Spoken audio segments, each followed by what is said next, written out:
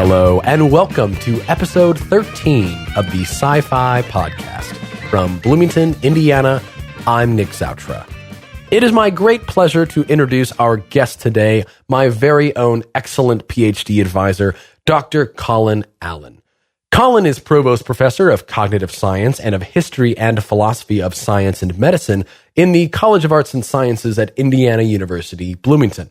He is a faculty member of Indiana University's Center for the Integrative Study of Animal Behavior and the program in neuroscience, and he also holds an adjunct appointment in the Department of Philosophy.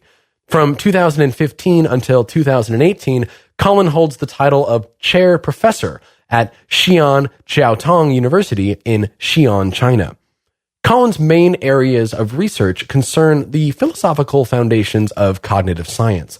He is particularly interested in the scientific study of cognition in non-human animals and computers, and he has published widely on topics in the philosophy of mind, philosophy of biology, and artificial intelligence.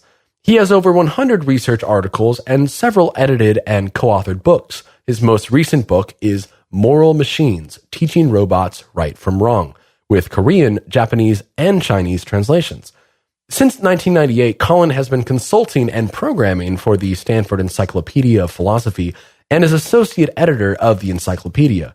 He is director of the Indiana Philosophy Ontology Project, which has received multiple national and international research grants for its work in computational humanities, and alongside 4 Indiana University colleagues, he is co-PI of a project on the evolution of human cognition funded by a multi-million-dollar grant by the John Templeton Foundation to the Stone Age Institute in Bloomington, Indiana. In 2010, Allen received a research award from the Alexander von Humboldt Foundation in Germany, which is given in recognition of a researcher's entire achievements to date. And in 2013, he received the Barwise Prize from the American Philosophical Association for significant and sustained contributions to areas relevant to philosophy and computing by an APA member. And above and beyond Colin's impressive research career, I must say he has been an outstanding advisor to myself and, from what I've gathered, to several other students as well here at Indiana. He currently runs an excellent dissertation writing group weekly for his students from a variety of different programs. And for me personally, he has been very helpful in fostering connections between myself and other researchers within and across disciplines, which has been very influential in my growth as a philosopher of science. And so, without further ado, it is my great pleasure to introduce you to Colin. Let's bring him in.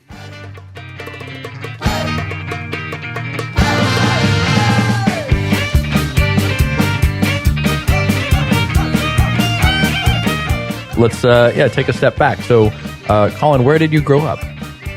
All over the place. Yeah, I've heard that. So, I think my midpoint is somewhere mid-Atlantic at this point. I was born in England, but when I was quite young, my father got a job with a bank, Royal Bank of Canada in the Caribbean, and so moved around there for many years around different parts of the Caribbean. I went to boarding school at the age of 11 in England and ended up there for going backwards and forwards roughly 3 times a year. And I also then did my undergraduate work in London, in the UK, and PhD in California, so that pulls my center of location somewhere all over the place. Yeah, sure. So born in England, was there, I suppose, maybe just in earlier life, was there a favorite place that you liked living or growing up? Well, you can't really beat the Caribbean, and I think Where in the Caribbean exactly? Well, we moved all around, so Okay. Trinidad, Guyana, Barbados, Cayman Islands, Bahamas. I mean, I have a soft spot for most of those, but Barbados, the Cayman Islands, and the Bahamas are all pretty spectacular. So you were switching schools, I imagine, quite a lot. I think I'd gone to 8 schools by the time I was 11. Oh my gosh, that is very crazy. So growing up as I imagine being exposed to a lot of different things. How do you think I suppose the opportunity to travel around so much. I don't know. What kind of perspective did that give you, or what did you take away from that? That's a complicated question, but I think it gives me a kind of an outsider's perspective on a lot of things, right? So you're never fully of the place that you're living. You're always a bit of a foreigner to wherever you are. But maybe it also gives you some good skills on assimilating oneself and emphasizing those differences when it's useful and hiding them when it's useful not to. Yeah, I mentioned, learning, a lot of social skills and a lot of I like that, like learning about how to assimilate in one's cultures is good. Okay, cool. So you moved around with your dad. Was mom around? Was she in business or what was she up to? She was a pretty, traditional housewife of the time. Homemaker, I guess we should say these days. But so she was traveling around with my dad, and I have two sisters as well, both slightly younger. So there were 5 of us. Oh, wow. So a big family kind of moving around. Yeah, okay, great. So growing up, was science or philosophy, of central interest, or what were you interested in, in your early teen years? Yeah, I mean, science and philosophy weren't really so much on the radar screen. Both my parents were actually school leavers at ages 15 and 16, respectively, for my mother and father. So there was no history of higher education in my family. I was good at school in the sense that I got good grades. I had kind of a basic natural aptitude, I suppose, for mathematics, or at least I did well in it. By the time I got to boarding school, I started to get more interested in science because I had I remember especially a very good biology teacher and a very good chemistry teacher, both of whom got me interested in all sorts of issues coming out of current science. So which boarding school was this? Well, it was called Bedford School. It's Bedford is a town about 50 miles northeast of London, sort of halfway between Oxford and Cambridge. It's a pretty well-respected boarding school in the UK, more catering to, let's say, upper middle class than the real upper class of Eton or somewhere like that. But definitely a privileged situation that I got into because my father, working for a bank, as I mentioned, with no actual higher education of his own, nevertheless was the beneficiary of the bank's policies to make sure that there was good educational opportunities, particularly for employees overseas, where it was understood that the education wasn't quite so good. So the bank actually paid the way. Wow. Yeah, I'm just looking at it now. It looks like a pretty. So it was an all boys school at the time. That's correct. But we had a really nice, I think, setup in that the school is owned by a charitable trust that operates 4 schools in the town of Bedford in England. 2 of them are purely private, and so there's a girls' Bedford High School and my school, Bedford School, the boys' school, and then there were 2 that are semi-private. So they have state-funded students attending. I guess it's sort of, you might think of it as kind of a voucher system, although it's been around in the UK for decades. But that meant that between the 4 schools, 2 boys' schools, 2 girls' schools, a lot of our extracurricular activities were co-ed. So for the school plays, for instance, acting, which I was really into when I was a teenager. Oh, really? We didn't have boys playing the girls' roles. So it was, it was fun that way. And then debating society was the same. And there was sort of a joint choral group. And there were all sorts of activities that were co-ed in that way. And I think it was, in many ways, a good situation. I know there's a lot of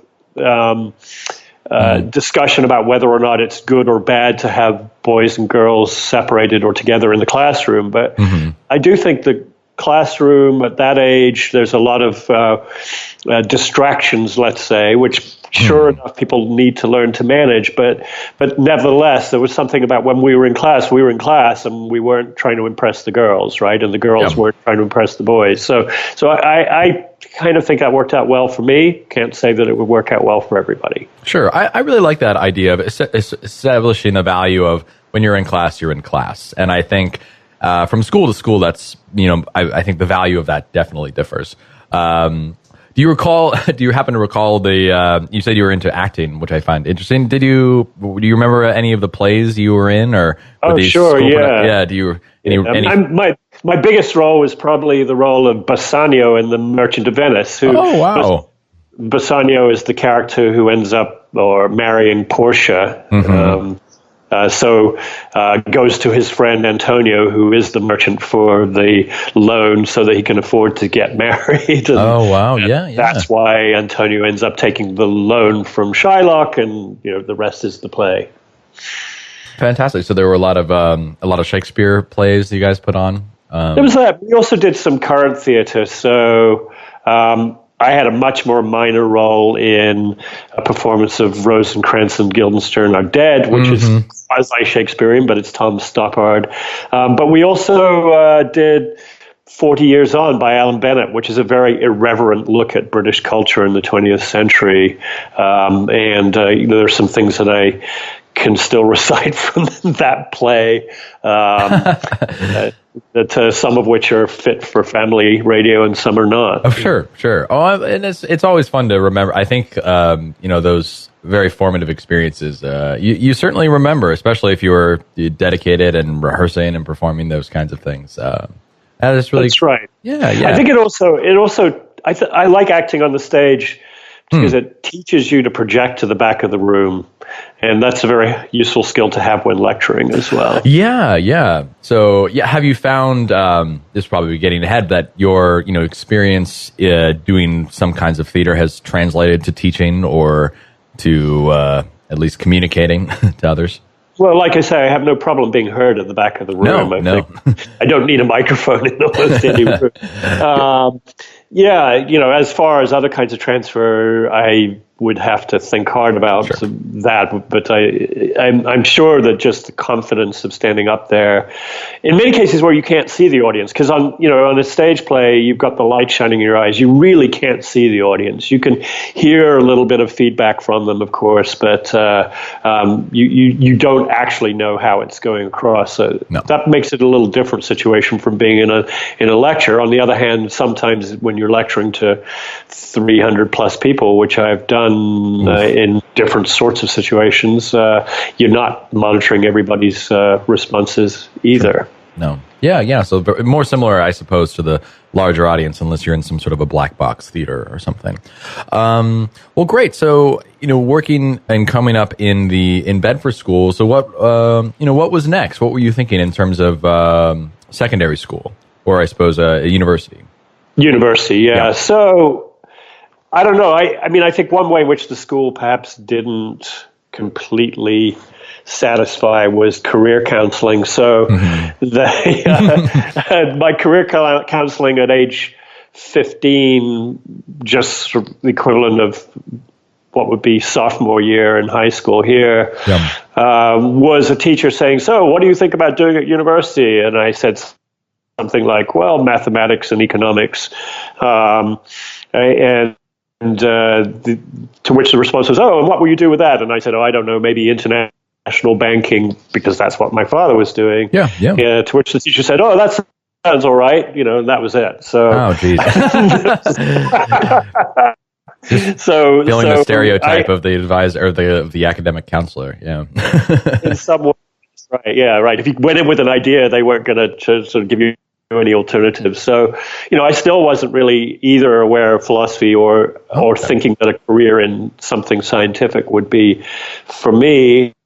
And I, in the English system at the time, spent my last 2 years specializing in a more intense way than most people did in mathematics and economics. So the English system had some national level exams, which you took at age 17 or 18, called A levels. And typically you did 3 A levels.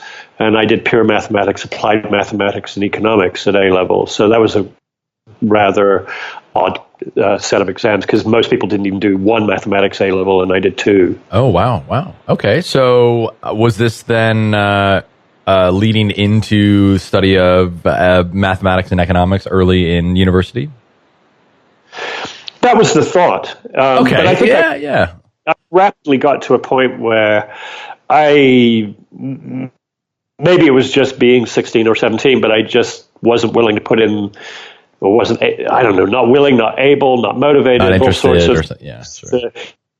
to do what it really would have taken to have become really great at mathematics. I got bored in a certain way, and fortunately I had a teacher who realized this and said, "Oh, you might find these logic kinds of problems more interesting," and sort of steered me towards doing some more logic kinds of activities rather than mathematics. And that's partly what got me interested in philosophy. The other thing is, as I got bored with mathematics, I also decided to add some advanced French. I already had an earlier credential in French at what's in English system called an O level, another national exam, ordinary level.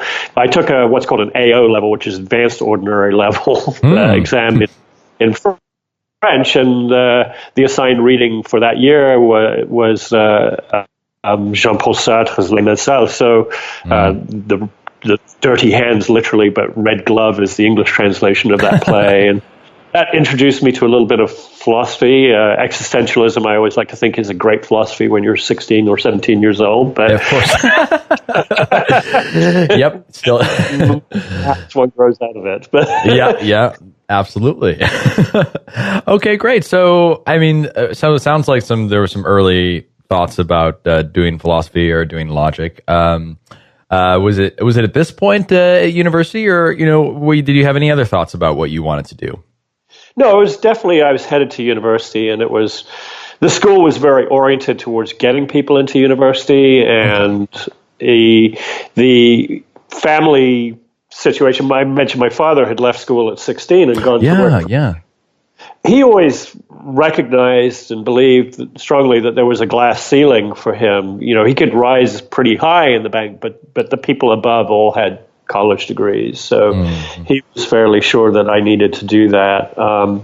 And there's a very long established course in English universities. Actually, it originates at Oxford University, but has been replicated in various ways around the country. A degree course called PPE, which is Philosophy, Politics, and Economics. So it's kind of an interdisciplinary degree. A lot of universities, including Oxford, also allow you to do 2 out of the 3, kind of as a double major rather than a triple major. So I got accepted to the University of London, University College London in particular, to do philosophy and economics. And this satisfied my father because he could still see a pathway to the kind of career that he understood, which was in the banking industry. But it satisfied my desire to kind of get to something that was more broad and exciting than either mathematics or economics. So one thing I really liked about the thought of doing philosophy was you can range from doing aesthetics to philosophy of physics and really learn about anything you want to and say you're doing the philosophy of that thing. So it was a good choice.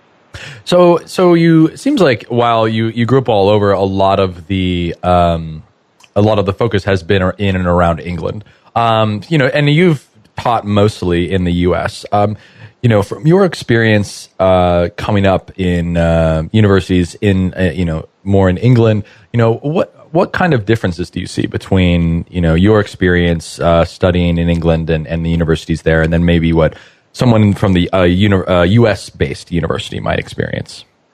Yeah, so I think the biggest difference is that the English undergraduate degree, being only a 3-year degree compared to a U.S. 4-year degree, is more specialized. It assumes that you've got what counts as your general education in the U.S. system prior to getting to university. So it assumes that you have a broader coverage of things coming out of your high school. And so the undergraduate courses are more intensely focused on your major. I started off as a double major, as I said, in philosophy and economics. Actually, after 1 year, I was still kind of unmotivated by the economics. So I switched at that point, just did a single major in philosophy. My father's comment, by the way, was, "What are you going to do with that?" But I think what happens then is, because even though it's a shorter course, at the end of an undergraduate degree, you have students who, if they've taken the coursework seriously, which is not always given for any undergraduate, of course, right, ends up being further along in their chosen major than the equivalent American student. Yeah. I get that sense too. Yeah. Yeah, then it sort of switches, because when you get to the PhD level, the English degree stays narrow focus, but the American degrees tend to force you to have breadth within your chosen discipline, right? So if you go and do an English PhD, you're really just doing a research project on some piece of philosophy. You're not forced to take courses in all kinds of different areas. And although then an English PhD can be faster, it's narrower in the end. I like to think I had the best of both worlds in that way. By switching from UCL to UCLA, I got a broad education at the graduate level that I would not have got within the English system, but I had the benefits of a much more intense education at the undergraduate level, and the benefits of having actually had a pretty broad education at the high school level. Oh, yeah. This does sound. Yeah, that is very, very fortunate. So, so did you? Yeah, so you completed school at UCL. Was this so at the time? Were you interested in particular areas of philosophy, or was philosophy of science on the radar yet?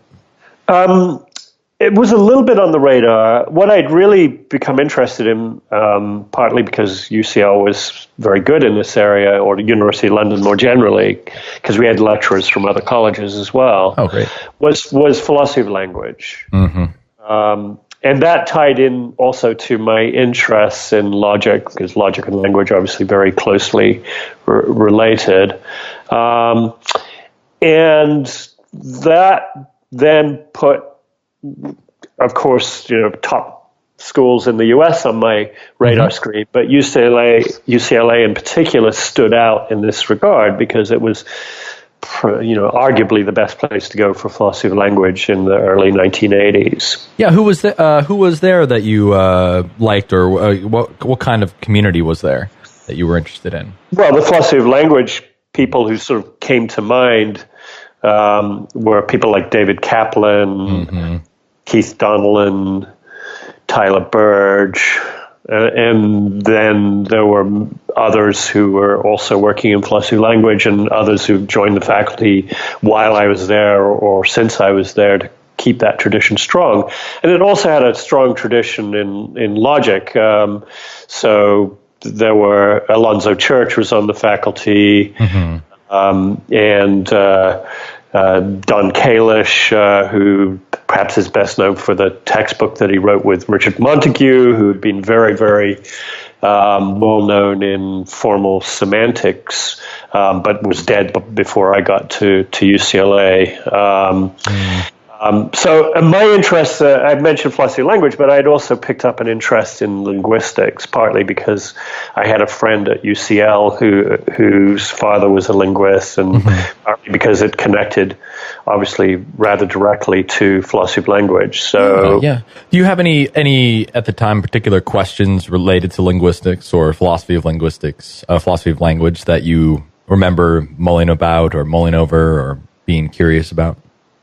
I think I was just fascinated with the idea that you could take a formal approach to meaning and try to capture that in some algebra or logic of some kind. And I wanted to explore that further. So I was very much convinced by the analytic traditions turn to logic as a very useful tool for doing philosophy. I was immersed in that at UCL, and I saw applications to this, to things that interested me in the if you like, in the world outside philosophy. So I regarded linguistics as an area of what we now call cognitive science, or even what was then cognitive science. And I had always harbored some sort of interest in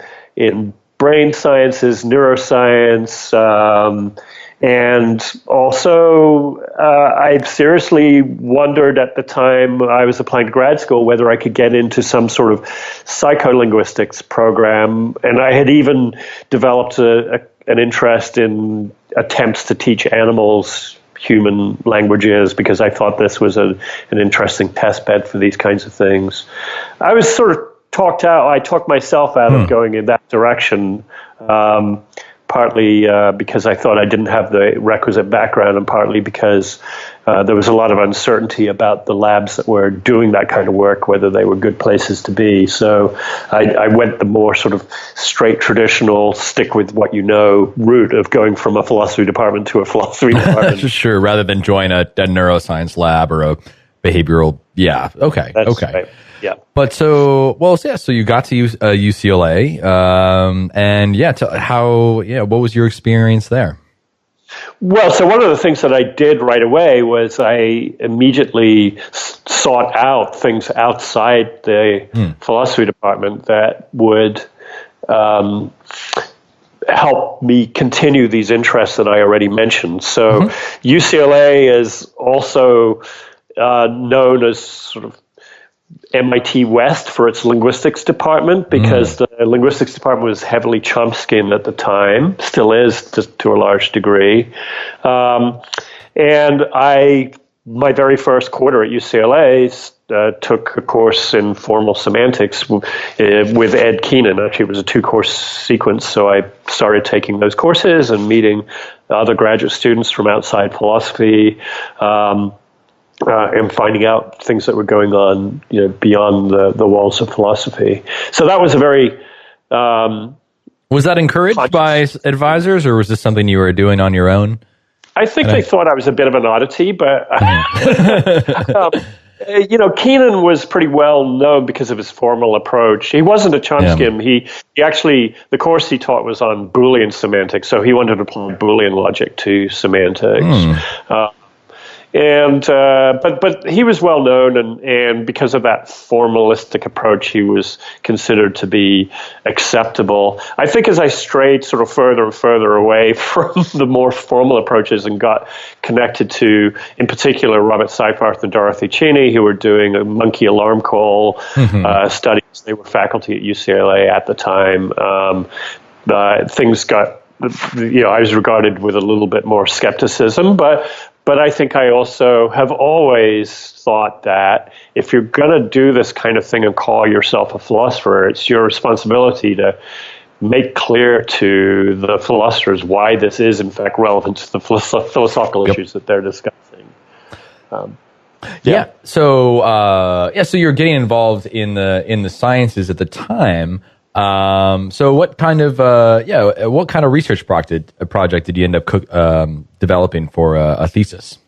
Well, my dissertation was actually on attributing intentional states to non-human animals, and particularly thinking through issues of what to say about the communication system of the vervet monkeys. So I got more and more involved in that project in various ways. And it was, for me, a good opportunity to think through some of the ideas from philosophy of language and see what kind of application they had in cognitive ethology, as it came to be known. So at the time, Dennett had already suggested a few things in this direction, but not really worked out the details, I think. It was I just happened to be in the right place at the right time to be able to delve into this in, I think, much greater depth. So was this? I forget it. Was this at the time when work on the intentional stance was still coming to form? That's right. So that book was published in '87, I think. But that book, it actually collects together a number of papers that he had written over the previous decade. And in particular, there had been his behavioral brain sciences article on the attentional stance that explicitly talked about the vervet monkeys. I think that was published in, I'm going to guess, around 81 or so. I started grad school in 82. Maybe it was 83. I think it was 83 now. So it was just after I got to grad school. So there was sort of a philosopher putting this stuff on the map, and here was I actually able to talk directly to the people whose research he was riffing on. Very nice. And yeah. So was your project, I mean, did it build on these kinds of ideas, or was it tangential, or was it seeking to clarify some of the claims that were being made? Well, actually, what partly motivated me was going through various things that were being read for general philosophy of language, philosophy of mind reasons. So some of Dennett's earlier work, in particular his book Content and Consciousness, which is an expansion of his dissertation, I believe. That was published in 1969. And then Tyler Burge had taught a course where we were reading Stitch's From Folk Psychology to Cognitive Science, The Case Against Belief. Both of those books made arguments about animal minds that struck me as complete fictions. They were they were based on armchair ideas about how animals would or wouldn't behave. They weren't really based on actual careful experimental or observational research. And so I started off really sort of sinking my teeth into what was wrong with those arguments. And Donald Davidson's work is there in the background. There's actually a chunk of my dissertation about that I never really published, but it's partly trying to rebut those kinds of arguments.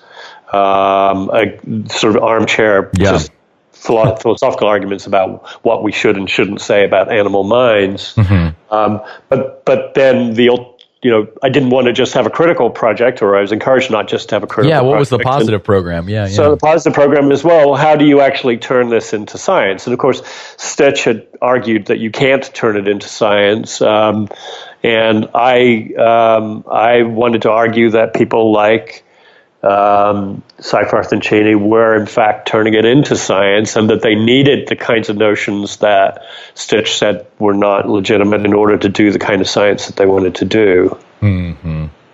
Okay, well that's okay. And how are some of your ideas received at the time? Oh well, that's a who knows? I'm sure some people hated it. I know that some people liked it.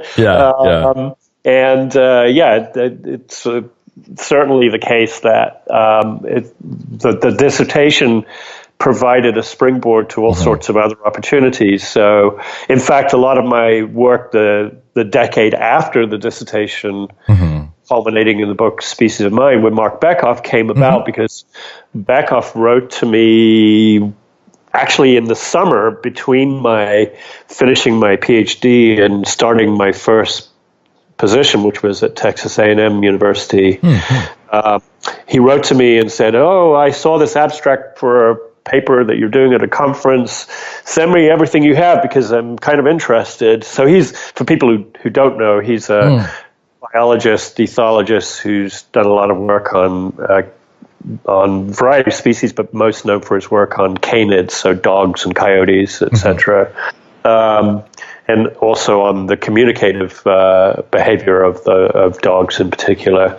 But he wrote to me and said, "Send me what you have." Well, what I had at that point was actually my dissertation and a paper that I had co-authored with a former student of Seyfarth and Cheney, who's now notorious for other reasons, Mark Hauser, on attributing concepts to non-human animals that was published in Philosophy of Science. So I sent him those two things, and he read both and wrote back to me. This is back before many people had email. I had email in 1989, but he didn't. Sure. He wrote back to me longhand and said, "This is great. Would you like to work on a paper together? Because I'm trying to apply some of Ruth Milliken's ideas to dog play bows." And Milliken was in my dissertation as well, another important influence. Yep. And he wrote back, and I wrote back to him and said, I can do this, but only if you get on email. So, like, I cannot do these letters anymore. Exactly. You're right. Yeah. So from knowing you, you have a current interest in the digital humanities, which I imagine has spawned from knowing you started doing some work in computer science at the time as well, as sort of like a side or potential avenue. What was that like? Yeah, so the interest in computing actually also goes back to my school days. So Bedford School was the first school in the whole country to get its own microcomputer. So for those who know any of this stuff, they got an old PDP, PDP-8, I think it was, that was donated by a business that was upgrading. This is an old punch tape machine, right? And you use teletypes with punch tape reader on the side to interact with it. So I actually learned to code in BASIC when I was 15 years old. Wow. But I never touched a computer again until I got to grad school. And because of my sort of exploring things, I ended up getting connected to a biologist named Chuck Taylor, who had an interest in using computers in all sorts of ways. He was a fly geneticist or a population geneticist. He didn't work directly with flies, but he was interested in the models. And I got a summer internship with him, writing a simulation of the evolution of pesticide resistance in mosquitoes. And that kind of got me back into computing, but it also got me connected to a bunch of people doing computer science because Chuck was well integrated with those people. And so because the perennial fear of philosophy grad students is they're not going to be able to get a job in philosophy. Sure. I decided that I seemed to be pretty good at the programming and that I would just do a whole bunch of courses and try to get a master's degree, and if necessary, switch to a PhD if the philosophy thing didn't work out. So yeah, I did a bunch of graduate courses, mostly in artificial intelligence because that was Chuck's interest. And Chuck also developed and taught at UCLA the first ever sort of Minds, Brains, Humans, Computers course. It was an honors course, as I think I mentioned, and I was teaching assistant for that from the first iteration for 4 times altogether. So, so I did a lot of co-teaching of that course and teaching the students to program. They all had to actually write some basic artificial intelligence program for that course. And so, yeah, that all just became another line that I had. Was this like an HCI kind of course, or was it more like a computational cognitive science course, or what? Yeah, well, I mean, HCI wasn't really a thing back then, but this is very much just a traditional artificial intelligence. Just in general. Okay, that makes sense. But we had the students read a whole range of things from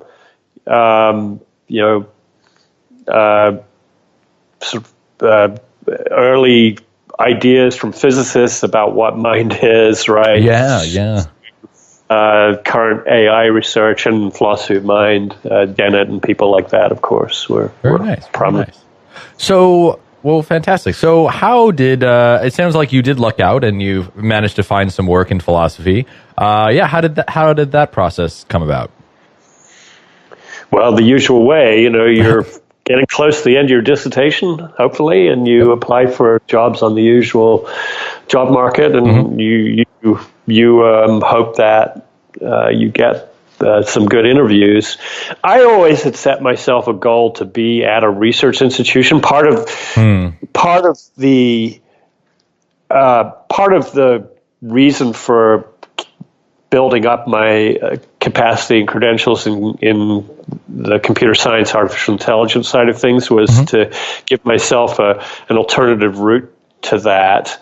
To be housed in a research institution. Yeah, I sort of knew that's where I wanted to go. And, I had a number of interviews when I was on the job market in this was December 1988 at the APA meeting in Washington, D.C., so I remember, those very clearly. So I got a number of interviews, a range of different places, ranging from liberal arts teaching colleges to one particular small state university on a one-year position. They would have wanted me to teach 5 courses per quarter. Oh my gosh. So that was the kind of thing that I definitely, as much as I like teaching, really enjoy teaching, I just like the synergy of research and teaching, and I just think kind of teaching probably doesn't permit it.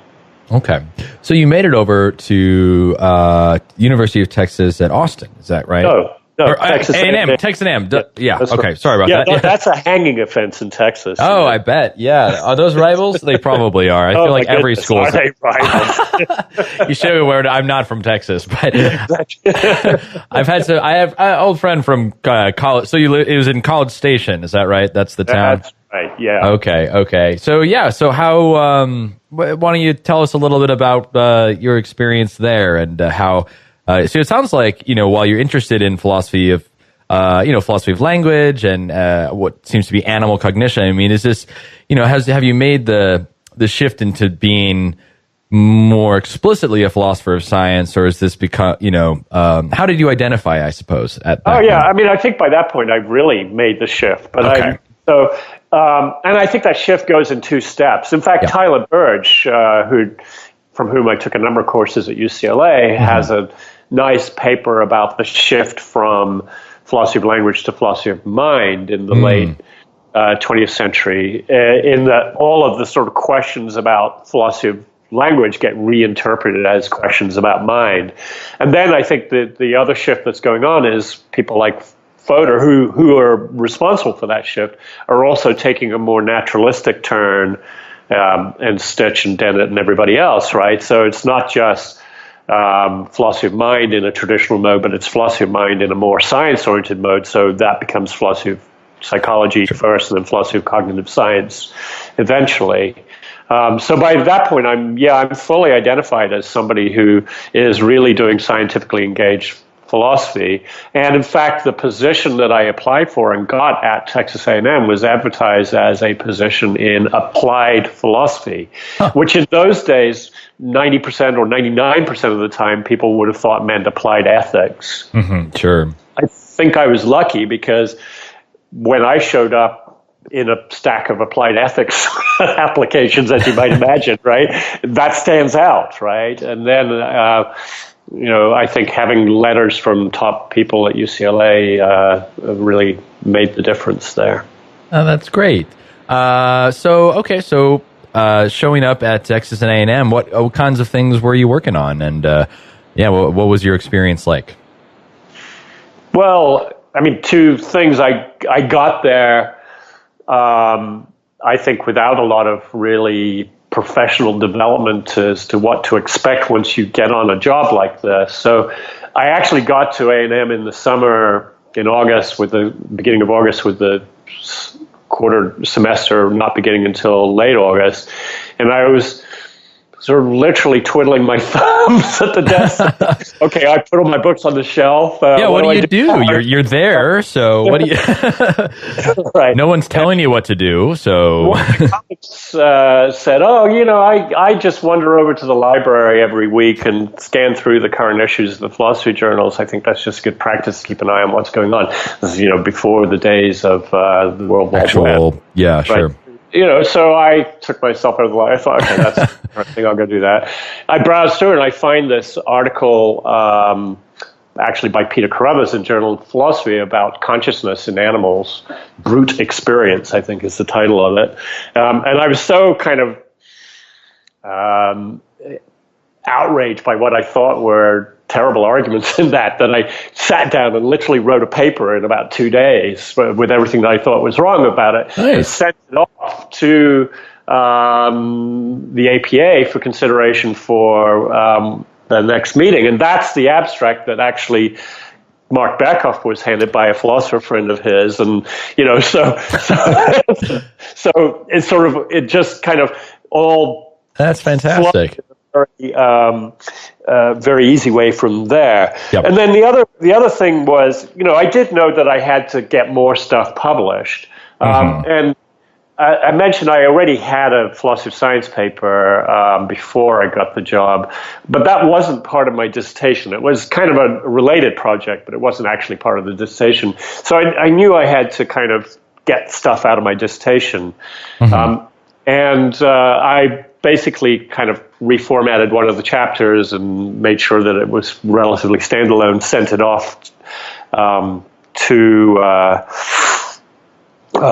a journal, and got a response back fairly quickly. And for those days, maybe it was 2 or 3 months. But what they said was, what one of the referees said was, "This is great stuff, but really it's 2 papers, not 1." So I actually just split it in 2. Oh, perfect. They were most enthusiastic back to that journal, and sent the other half off to another journal, and got 2 publications for the price of 1, essentially. So Excellent. That was really, really nice and lucky, and things went. So, okay, so start developing further work. Do you have during that time, do you have a favorite project you were working on, or, something that you really liked? Oh, well, I've always tried to get engaged with the local community. So the other thing I wanted to mention that I did is also something that I did while at UCLA. Okay. So in fact, at UCLA, Mark Hauser and I had started a discussion group in which we pulled in some of the artificial intelligence people, some of the philosophy people, some of the linguistics people, some of the biology people, to talk about issues in cognitive science. The first thing we actually worked through was Ruth Millikan's language, thought, and other biological categories. And that whole group snowballed into something much larger. I don't need to tell you that story. But when I got to A&M, I decided to sort of start a similar group, find out who might be interested, and got a group going that eventually became known as BLAB, which stood for Beer, Learning, and Animal Behavior. So every Friday afternoon we would get together and just talk about something that we had assigned ourselves to read. And so there I got to know people outside philosophy again, and this is part of my mission. I'd been hired to do applied philosophy, as I mentioned. So in particular, a couple of central people in the group were Gary Varner, a philosopher who worked on applied ethics and animal issues related to that. And then Jim Grau, who is a psychologist, neuroscientist who works on pain mechanisms in the spinal cord. And there were years of discussion there, and that sort of shaped my thinking in various ways, but also led to some new projects that I wouldn't otherwise have picked up. So, I ended up writing a paper about animal pain that relies fairly heavily on ideas coming out of some of Grau's research, among other things, and then further thinking about the importance of learning for thinking about cognition. Because I think traditionally a lot of philosophers had sort of dismissed learning as just behaviorist stuff. Cognition is much more focused on sort of what are the data structures and how are they manipulated. Let's not worry too much about how they got there. But I don't think those things can be so easily separated. So that's great. So you were working at Texas A&M, and how long? And you did about 10, 12 years there? I was there, as I like to say, for 15 years with 2 years off for good behavior. Oh, good. Okay. And so what prompted or how did the transition to your current position at Indiana University come about? Well, I think there are always reasons for wanting to keep challenge yourself and moving on, and when the opportunity presents yourself, then you have to take those opportunities seriously. Yes. I also think, College Station was a great time for me. The university had lots of great people, still has lots of great people. I was able to create a sort of interdisciplinary environment, but it was pretty clear, too, that there were some limitations to living in College Station that maybe one didn't want to accept forever. What kinds of limitations? Well, it's politically extremely conservative. Yeah. And geographically, it's a long way from anywhere. People ask, where's College Station? I like to say it's halfway between Snook and North Zulch, which is more or less true, but not very informative. Right? And like I say, there were just good reasons to move on. And I had actually been invited to IU to give a talk through CISAP, our Center for the Integrative Study of Animal Behavior here.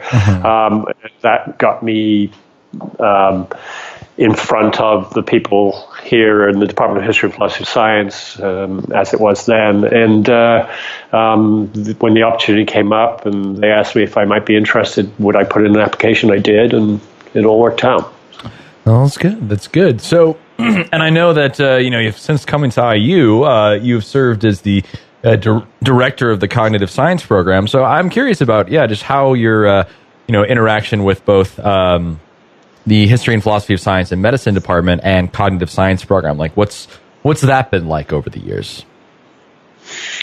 Yeah, well, it's been one of the huge attractions of being here. In fact, I was hired immediately on a split appointment. Oh, so okay. Half in cognitive science and half in HPS. So for me, it felt a little bit like I was in exactly the right place because I was immediately part of a science community, and a very good one at that. The cognitive science program here is fantastic. But also then one of the top places for doing philosophy of science. And although I have no training as a historian of science, I do think that I've always thought that you don't really understand why people are having the arguments they're having in the sciences unless you understand how they were trained and what assumptions they therefore bring to those arguments. So it was a very good context for me. Great. And so, coming up with their, continuing your work, maybe you could talk a little bit about some of more recent work in the digital humanities. I mean, I know you've continued some excellent work in animal cognition, and then you're kind of doing some more historical projects, and why don't you share a little bit about the digital humanities stuff? Yeah, so we actually just had a paper published in the journal Cognition about Darwin's reading patterns. So we digitally reconstructed the set of English language nonfiction books that he read between 1837 and 1860, and then look at the patterns of the choices of what to read next that he makes during that time period. It's really fun stuff. It's really exciting stuff. It's again a kind of long story of being in the right place at the right time for a lot of this. So I had actually started getting interested in computational applications to text before I came here. So at Texas A&M, I had actually put in an NSF proposal with some people in computer science that was geared towards actually trying to make some analysis of the content of the Stanford Encyclopedia of Philosophy. So I'm also the associate editor for the encyclopedia, and so I've been in on the ground floor of that. I've done a lot of the coding that people use to actually interact with not the front end of it, not the reader end of it, but the back end, the editorial system. So we had some particular needs, and we thought that we could use some computational techniques to support those needs. And so I put in this grant proposal. It had been unsuccessful, and then I'd left A&M.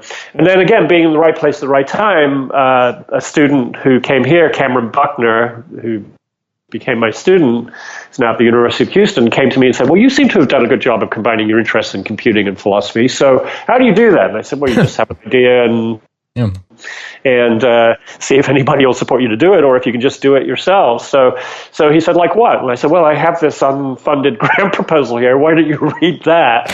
So he read it and came back to me about a week or 10 days later and said, I read this, and I've got a friend who's a grad student in computer science, and we think we can do this. Oh. I'm like, great, okay. So we actually converted it into initially an internal proposal for IU funding, which we got, and that supported both Cameron and Matthias to work on the project, and that enabled us to write a more extensive proposal to the National Endowment for the Humanities. And over the years, the kinds of things that we were doing initially focused on the encyclopedia got us connected to techniques and ideas that have much broader applications. So now what I'm trying to do is actually answer in a quantitative way, or provide evidence in a quantitative way for questions that are of historical interest, perhaps in the history and philosophy of science. Mm-hmm. And the Darwin project, the next step is to actually compare what he read to what he wrote, and make some arguments about what we can learn from these computational models for that. Fantastic. So what have you come to learn so far? Well, here's an interesting thing. So Darwin is working on his manuscript in the 1850s, and he receives a letter, a manuscript from Alfred Russel Wallace that lays out Wallace's ideas about evolution. So Wallace had been traveling all around the world collecting specimens, and sort of began to notice the same sorts of patterns that Darwin had.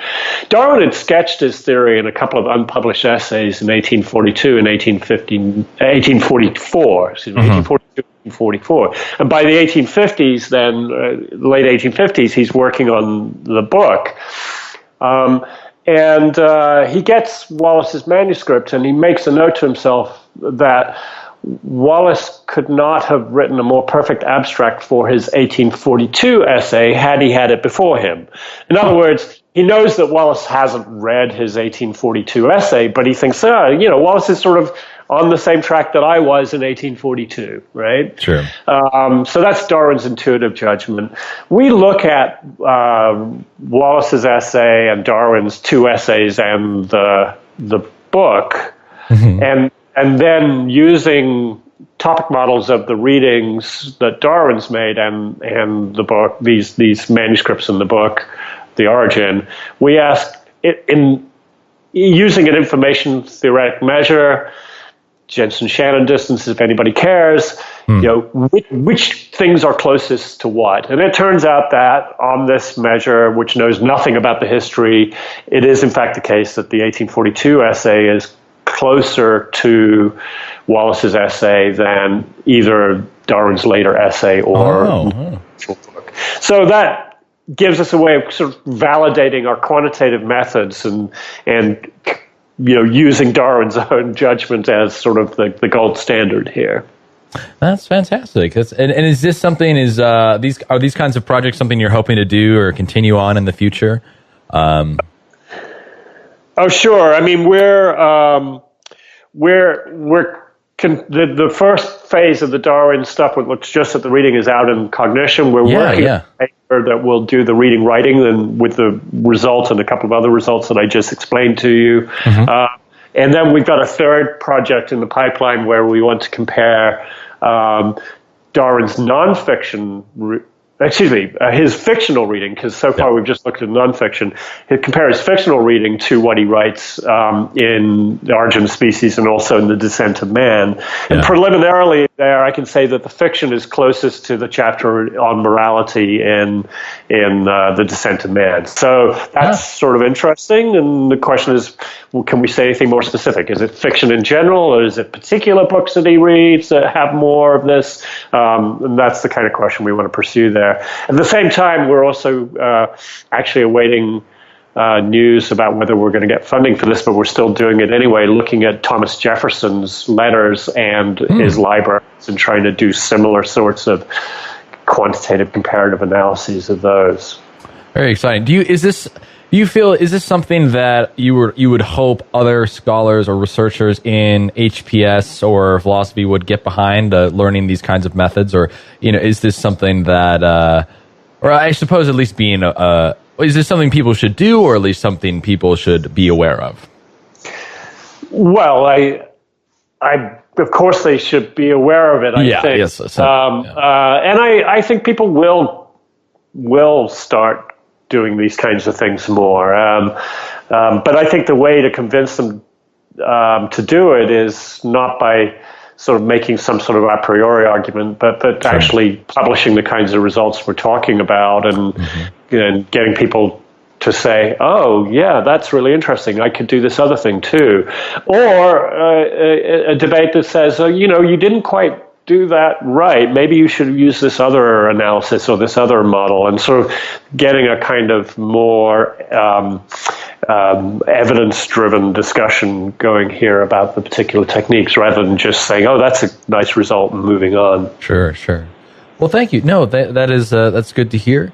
Well, we're coming a little bit to the end. I know you had to get out here pretty soon, so I just want to say if there's anything else, if there's anything you want to share or discuss, about either current work or any projects you'd like to talk about. Oh, well, there's a ton of things. I think where I'm going next that I'm kind of excited about is actually trying to tie together what have been for me really disparate and intentionally distinct research programs for myself. So, there's the animal cognition stuff. There's this digital computational humanities stuff that we're talking about. We haven't talked about the line that I had also thinking about moral machines. Yeah, that's been a very big research project. Yeah. And I've deliberately always sort of kept those separate, especially early on, going back to the early stuff where I wanted to have a credential as a computer scientist, but I didn't want to be seen as a philosopher who was dabbling in computer science. I wanted to sort of do that as something that stood on its own legs. That's right. But as I get to the current point, I sort of feel like these projects are all connecting together. So what I think I'm learning about what meaning is, to get back to sort of that fundamental philosophy language question, is being shaped by the kinds of models that we're applying to try to find these relationships in these large text corpora. So my thinking about meaning itself is being changed. And that also makes me rethink what's going on when I attribute meaning to some piece of animal communication or even attribute some kind of propositional attitude, mental state, belief to an animal, which is, a meaningful entity, right? Yeah. And then, of course, in the moral machines domain, where we want machines that don't just sort of blindly run over all sorts of things, and I mean that figuratively and literally, but actually capable of detecting when they might be in a context where there's something of, let's say, moral or ethical significance there. These kinds of meaning models might actually turn out to be useful for improving the performance of those machines. So, as I said, all of these things are coming together into some really fundamental questions, but also maintaining the view towards applications in different domains. So do you see, in terms of bringing these all together, I suppose, how does one do that? Is it one continue to publish and to work in these things, but just understanding the intersection, or is some sort of more conjoined work where you talk about all of these things in the future? Like, what do you think? Yeah, I mean, I think the latter is what I would like to do. Yeah. The former, that is, continuing to that's kind of what has been going on. Push this ahead on many fronts. That's what's been going on. But I've got a sabbatical year coming up, and I really hope to try to pull this all together. So maybe in the next a couple of years, I would hope to have a book that does tie all this together. Well, great. Well, Colin, it's been a pleasure getting to learn about your story and about hearing the origin. I thank you so very, very much for coming on. And it's great to hear how all these things have come together for you. And it sounds like you're doing really great work. Well, I'm having fun. That's the main thing, right? Yeah. Again, you were going to say something. Well, I was just going to say thanks for having me on. Of course. Yeah. Okay. All right. Well, have a good rest of the day. I'll talk to you soon. Great. Bye. Bye.